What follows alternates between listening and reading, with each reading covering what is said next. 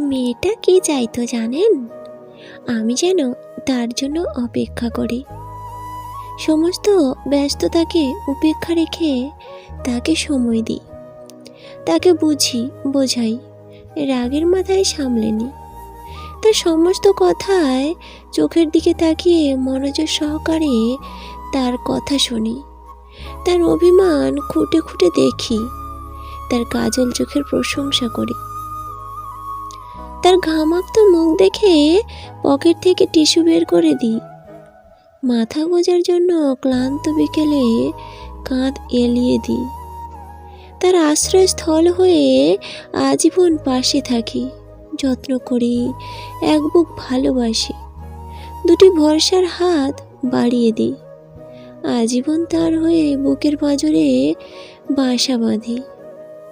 এই তো নারীর চাওয়া, কেবলই লোভ, ভালোবাসার লোভ। এইটুকু দিতে এত কৃপণতা কেন?